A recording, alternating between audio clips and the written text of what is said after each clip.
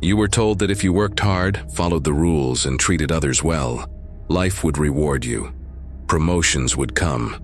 Respect would follow. Success would be a natural result of your decency. And yet, look around. You see manipulators rising. You see cowards with charm getting ahead. You see liars being celebrated while honest men are stepped on. This is the brutal truth.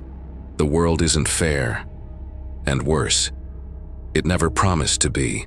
So why do so many men live as if fairness is real?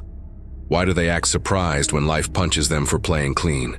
Because they've been conditioned, by school, by parents, by media, to believe in a fantasy that good behavior guarantees good outcomes. It doesn't. Machiavelli knew this centuries ago. In The Prince, he didn't just describe the world as it is. He revealed its hidden code. Not the code of morality, but the code of power. He wrote not for the weak, but for those bold enough to lead. Here's the first lesson. If you expect fairness, you're not ready for power. Fairness is a noble idea, but it's not a law of nature. In the jungle, the lion doesn't care if the deer is innocent.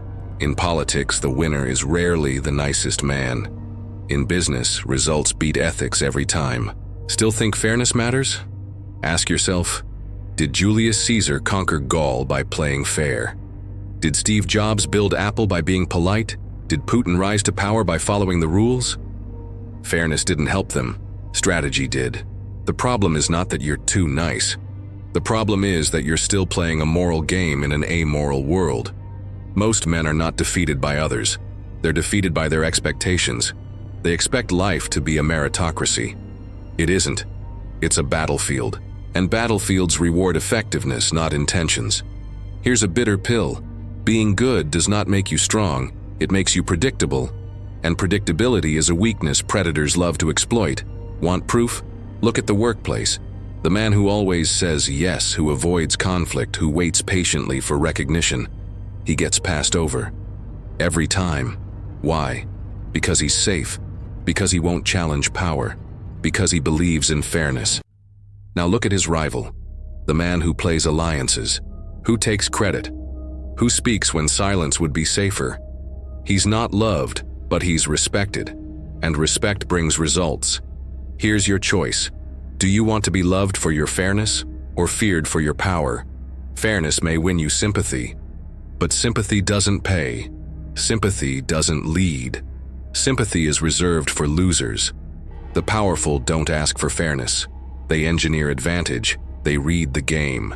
They master virtue, that Machiavellian blend of skill, courage, and cold calculation. They know the world doesn't care about their feelings, so they stop caring about fairness and start caring about control. In Machiavelli's words, it is better to be feared than loved if you cannot be both. So let's stop pretending.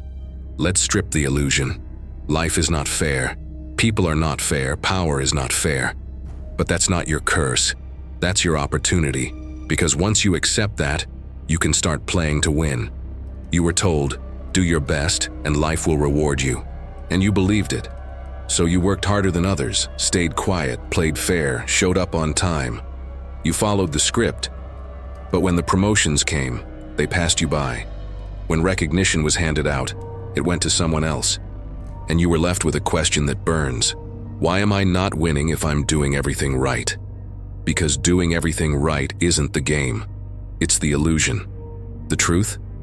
Effort doesn't guarantee success. Strategy does. Machiavelli understood something most modern men refuse to see. In a world where power, perception, and manipulation rule, the man who believes in deserving is already a step behind. No general wins a war by saying, "But I worked hard." No ruler keeps his throne by whining about fairness. The world rewards what it perceives as strength. It bends to boldness. It follows those who don't ask permission. You were taught to grind. You weren't taught to calculate. But the ones who rise, they're not always the hardest working. They're the most aware, the most intentional, the most willing to bend the rules when the moment calls for it. Because here's the Machiavellian paradox. If you believe life is fair, you'll act passive. If you understand it's rigged, you'll learn to rig it in your favor. So let's dissect the core lie. You'll get what you deserve. No. You'll get what you negotiate, what you seize, and what you refuse to let others take from you. You'll get what you demand, not what you earn. This isn't a call to become a villain, it's a call to stop being a victim. Because the modern world doesn't punish bad people, it punishes weak people. There are men less intelligent than you making more money. There are men with less talent getting more recognition. There are men with less integrity commanding more influence. Why? Because they understood the one principle that changes everything. Perception beats merit. Position beats effort. They learned to play the room, not just the role. They learned to create leverage, not just loyalty. They learned that being effective is better than being ethical, especially when ethics are used to control you. Think of life as a game of chess. The pawn may be honest, loyal, diligent, but it's still the first to die. The king survives because others take the fall for him. And the strategist? He watches the board. He sacrifices pieces. He adapts. Machiavelli said it clearly. He who becomes a master of dissimulation will always find those who allow themselves to be deceived. Most men don't want to play dirty. They want to be seen as good. But in power games, goodness without cunning is suicide. You must ask yourself, are you playing to be liked or playing to be unstoppable? Because the man who waits to be rewarded for effort dies waiting. You felt it before, that sting of unfair defeat. You did everything right, but the deal fell through. The woman left. The job went to someone less qualified and you told yourself bad luck. But Machiavelli wouldn't accept that answer. He divided the world into two forces, virtù and fortuna. Virtù is not virtue in the moral sense. It's not kindness, it's not politeness, it's power, will, strategy, the ability to impose your will on chaos. Fortuna is luck, fate, the unpredictable currents of life. And here's the brutal truth. Fortuna favors no one. She is blind, wild, and cruel. But virtù can tame her if you're bold enough. Machiavelli imagined Fortuna as a woman, unpredictable, seductive, dangerous, and he said, "It is necessary if you want to master her to beat and strike her." Harsh? Yes. But he was making a point. The man who sits back and waits to be rescued by luck is a slave. The man who builds strategy, who adapts to the storm, who dares to lead when others freeze, becomes master of his fate. Fortuna tests every man. Most crumble, some adjust. Few conquer. What about you? You've blamed bad timing. You've blamed the system. You've blamed other people's luck. But have you built your own virtù? Have you sharpened your skills to the point that chance becomes irrelevant? Have you positioned yourself so well that even Fortuna can't deny you? The truth is, you can't control life, but you can control how ready you are when life hits you. There's no fairness in who gets struck by lightning or who wins the lottery. But in power, luck is never enough. What matters is what you do with it. Look at history. Napoleon rose from obscurity not because he was lucky, but because he had the audacity to seize opportunity when others hesitated. Julius Caesar crossed the Rubicon not because fate smiled on him, but because he had the virtù to defy the Senate and risk everything. These men weren't waiting for a lucky break. They were preparing for war while others hoped for peace. Here's the rule. Fortuna favors the bold, but only the bold who are prepared. So stop asking, why does he have more luck than me? Start asking, what have I done to deserve control over my destiny? Machiavelli didn't write for the hopeful. He wrote for the ruthless, for those who understand that chance is just a spark, but power is the fire you build from it. You won't always control outcomes, but you can always control your actions. And that, my friend, is where real power begins. In the real world, power doesn't come from truth. It comes from perception. You might be competent, honest, intelligent, but if you look weak, hesitant, or uncertain, you will be treated that way. This is the Machiavellian law. It's not what you are. It's what you appear to be. Do you think leaders rise because they're the best? No. They rise because they look like leaders before anyone else believes in them. In The Prince, Machiavelli wrote, "Everyone sees what you appear to be, few experience what you really are." This isn't cynicism, it's realism. Look at politics. The man who speaks with certainty, even if he's wrong, will dominate the conversation. The man who doubts, even if he's right, will be ignored. People follow strength, not facts. That's why, in the game of power, perception is your armor, or your noose. If you appear weak, others will test you. If you appear too kind, others will exploit you. If you appear naive, others will deceive you. And here's the Machiavellian twist. Even morality is a costume, a weapon, a mask. You don't need to be good. You need to appear good when it serves you, and dangerous when it doesn't. If you walk into a room hoping your inner value will be recognized, you've already lost. The predators have already marked you. You will be liked, maybe even pitied, but never respected. Now compare that to the man who walks in with presence. Posture straight, voice firm, eyes locked in. He hasn't said a word, but everyone already assumes he's in control. Why? Because he understands the battlefield isn't reality, it's perception. In business, in dating, in leadership, confidence wins long before competence is proven. So what do? You craft your image with intent. You control what people see. You learn how to speak so people listen. You learn when to be silent so your silence carries weight. You learn when to smile and when to let silence become intimidation. This isn't manipulation, it's survival. And in the jungle of human behavior, the animal that looks like a threat survives longer than the one that waits to be attacked. Machiavelli said it best. A prince must learn to be not good, but to use goodness when it suits his purpose. In other words, be what the world wants to see, until the moment you need to strike.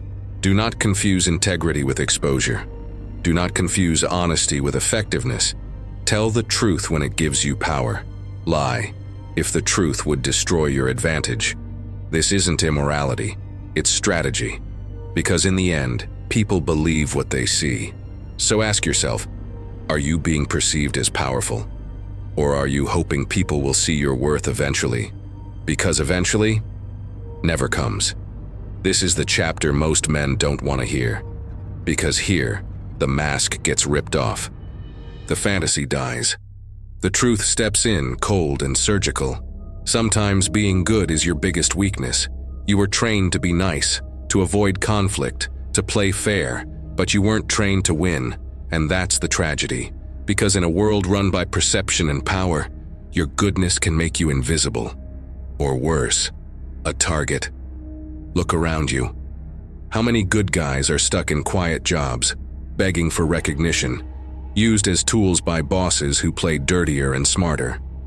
How many good men are left in relationships where they're not respected, only tolerated? How many are passed over, forgotten, discarded, all because they refuse to adapt?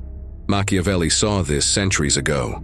He warned, a man who wishes to act entirely up to his professions of virtue soon meets with what destroys him among so much that is evil. Translation: if you're always good, you will be eaten alive.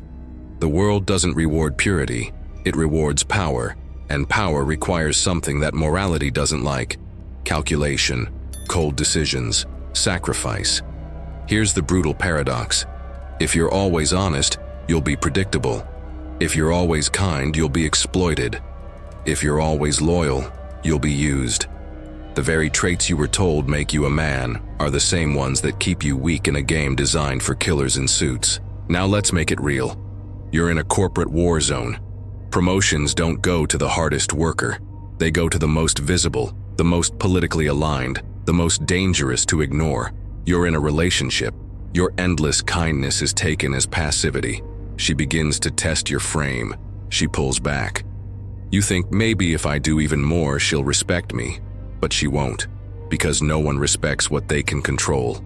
The message is simple. Goodness without power is just decoration. You must learn to weaponize your kindness. Make it a choice, not a habit. Show it when it serves you. Withhold it when it weakens you. Because power doesn't corrupt. Power reveals. It shows whether your morals are tools or chains. Machiavelli never told you to be evil. He told you to be effective. He said, "The ends justify the means, but only if your end is survival, victory, control." So here's the real choice. Do you want to live respected, feared, and in command? Or do you want to die noble, broke, forgotten, and good? Most men are stuck in that dilemma, frozen between what they should do and what actually works. But the Machiavellian doesn't hesitate.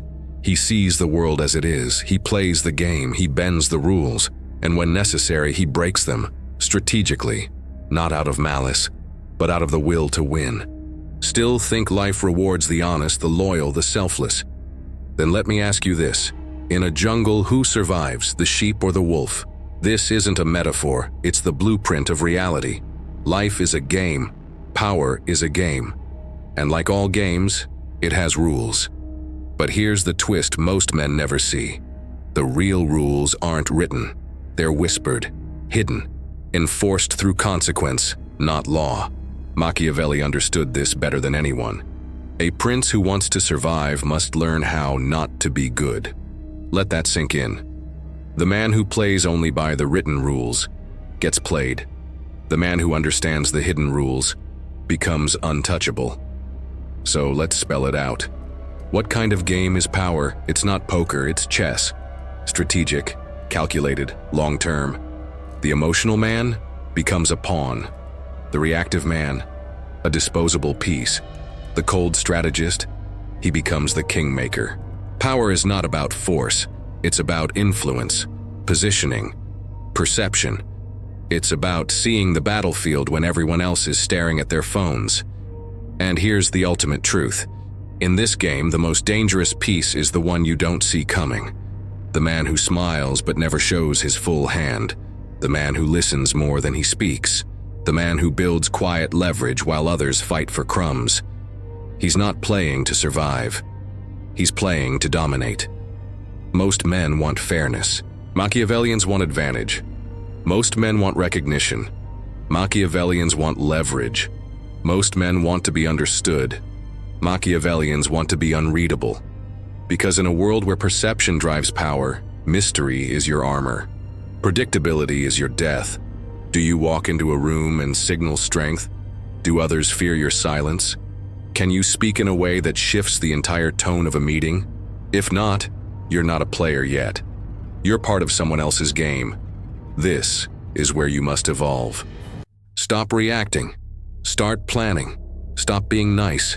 Start being useful, then dangerous. Stop hoping to win. Start calculating how. And remember this, the throne is never given. It's taken. Machiavelli never promised a safe world. He exposed the game behind the curtain and handed you the playbook. The question is, will you read it or stay a pawn in a game you don't understand? Here's the bitter truth. In the world of power, loyalty is never unconditional, and betrayal is always a possibility. If you don't understand this, you'll be destroyed by those you thought were allies. Machiavelli knew this deeply.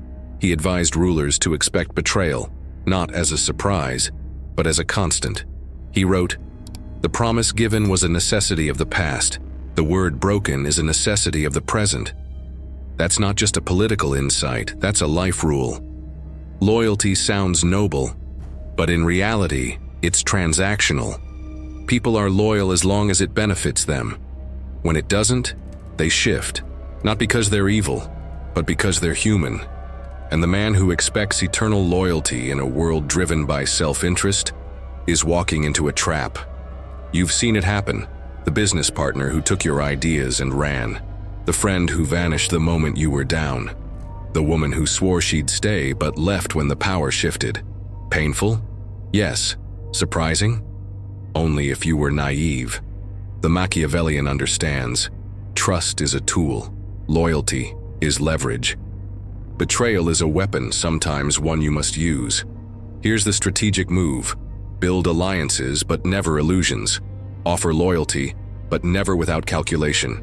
Accept trust, but always verify. Reward loyalty, but always prepare for defection. And when betrayal becomes necessary, don't flinch, don't hesitate, don't apologize. Because in power, survival comes first. Appearances come second. And comfort doesn't even rank. This doesn't mean you should live paranoid. It means you live aware. Aware that every ally is also a potential rival. Aware that every favor has a price. Aware that power doesn't just attract loyalty, it purchases it. Want to keep people loyal? Don't count on their values, control their incentives, create dependencies, feed their ambition, give them reasons to stay and consequences if they don't. Because loyalty earned by love is fragile, but loyalty secured by interest? That's stable. Remember, Caesar was betrayed by friends, Napoleon by his generals, countless CEOs by their boards. They didn't lose because they were weak. They lost because they trusted without limits. You must never make that mistake. Machiavelli put it best. Men are ungrateful, fickle, liars, and deceivers. Not because they're bad, because they're playing a game and the game has no moral referee. So next time someone says, "You can trust me," don't listen to their words. Look at their interests and ask, what happens if they turn? Because if you don't ask that now, you'll be asking it too late. Theory is useless without evidence. So let's test the Machiavellian laws against the harshest judge, history itself. Look at the men who shaped the world. Not the ones we admire, but the ones who won. They weren't saints, they were strategists. Example 1. Julius Caesar. Caesar didn't wait for permission. He crossed the Rubicon, against the law, against tradition, against the Senate. Why? Because waiting would have cost him the throne. He knew power is not given, it's seized.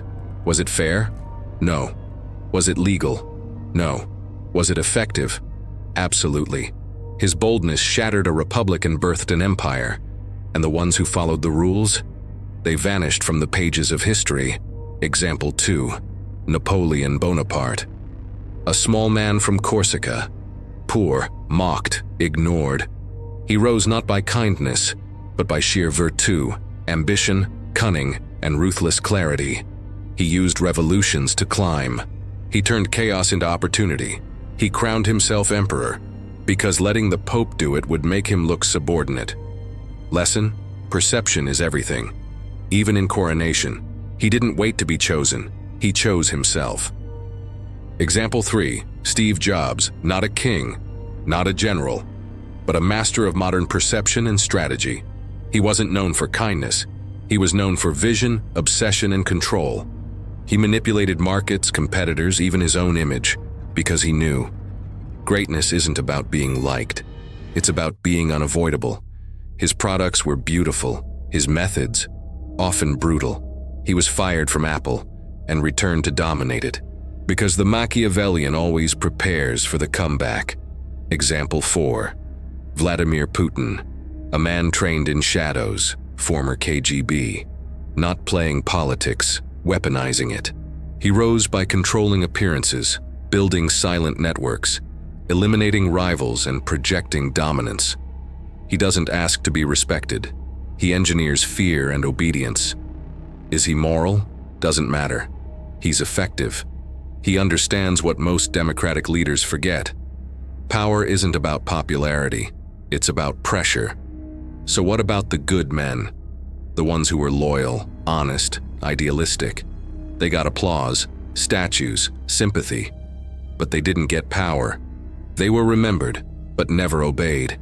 And in the Machiavellian world, that means they lost. Let this be the brutal wake-up call. History doesn't reward virtue. It rewards victory. You don't have to like it. You have to learn it, because the game isn't changing. And if you don't play it, someone will play it on you. Let's get this straight. The man who tries to be good in every situation isn't respected. He's tolerated until he's no longer useful. Why? Because predictability is weakness. And in power games, weakness gets eaten alive. You think being nice earns you points. You think being consistent earns loyalty. You think being transparent earns trust.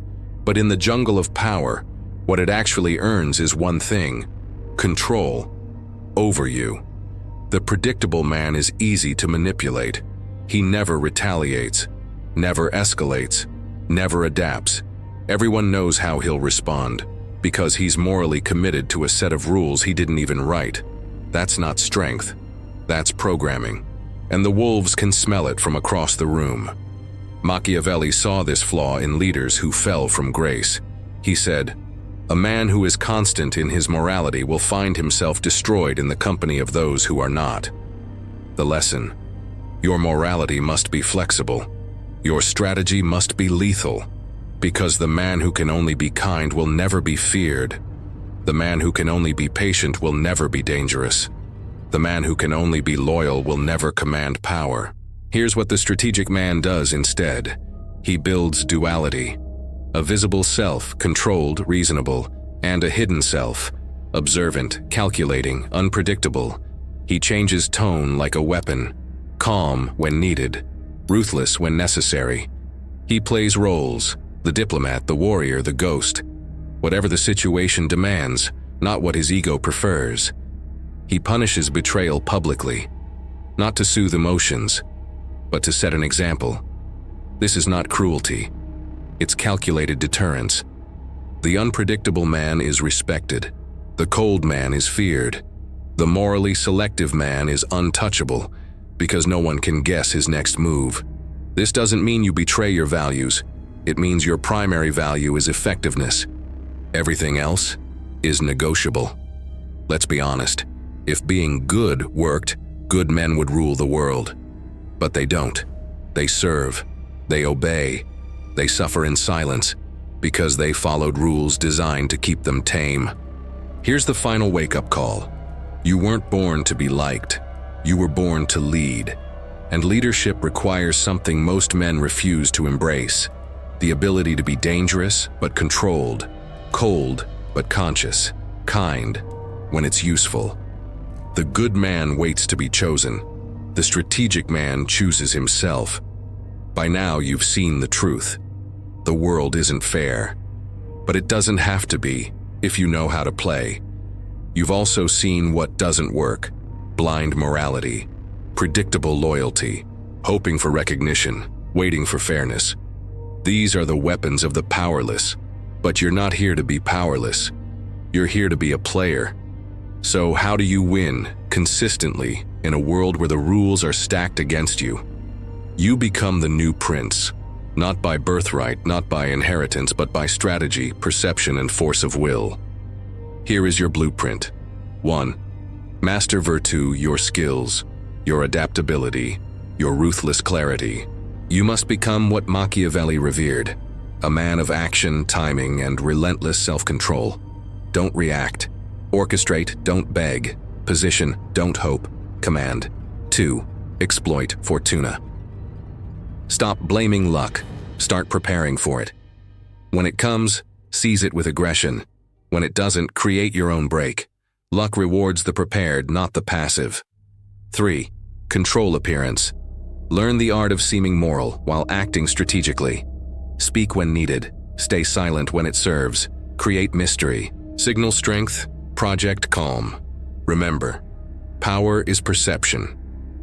4. Use morality as a mask. You don't need to be good.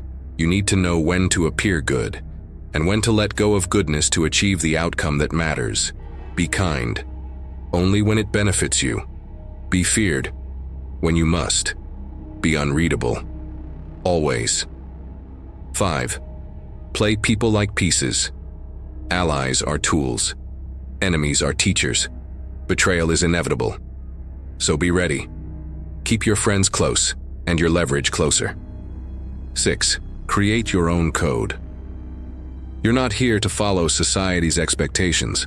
You're here to write your own law, live by your own playbook, and dominate the game on your terms. In Machiavelli's final words to the new ruler, he said, "Fortune is a woman, and it is necessary, if you wish to master her, to conquer her by force." This isn't a call to cruelty. It's a call to power, to stop waiting, to stop asking, to stop playing by rules that weren't written for you, and to finally step into the role that's been waiting: the strategic, powerful, dangerous man in full control of his fate. Are you still hoping the world will be fair to you? Or are you ready to make the world respect you?